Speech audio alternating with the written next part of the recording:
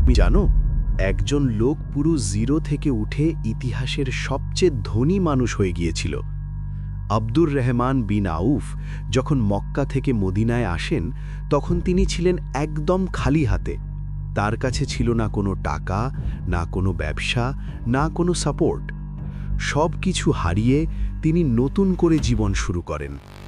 তখন অনেকেই তাকে সাহায্য করতে চেয়েছিল, কিন্তু তিনি শুধু একটা কথাই বলেছিলেন, আমাকে শুধু বাজারটা দেখাও।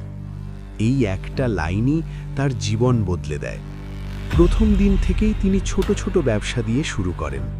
অন্যদের থেকে মাল নিয়ে বিক্রি করেন, অল্প লাভ করেন, আর সেই লাভ দিয়ে আবার নতুন করে ব্যবসা শুরু করেন। দিনে দিনে তিনি বাজার বুঝতে শুরু করেন। কোন জিনিস বেশি চলে, কোথায় বেশি লাভ, সব কিছু নিজে দেখে শিখে নেন। তারপর ধীরে ধীরে তিনি নিজের স্ট্র্যাটেজি বদলান। কাস্টমারদের সাথে সৎ থাকেন, সবার কাছে এক দামে জিনিস বিক্রি করেন, আর এখানেই তিনি সবার থেকে আলাদা হয়ে যান। কিছুদিনের মধ্যেই তার ছোট ব্যবসা বড় হতে শুরু করে। ছোট লাভ থেকে বড় লাভ, আর বড় লাভ থেকে একটা পুরো সাম্রাজ্য তৈরি হয়ে যায়। কয়েক বছরের মধ্যেই আব্দুর রহমান বিন আউফ হয়ে যান পুরো আরবের সবচেয়ে ধনী মানুষের মধ্যে একজন। ভাবতো, একজন লোক যার কাছে কিছুই ছিল না, সেই লোকই পরে পুরো মার্কেট কন্ট্রোল করল।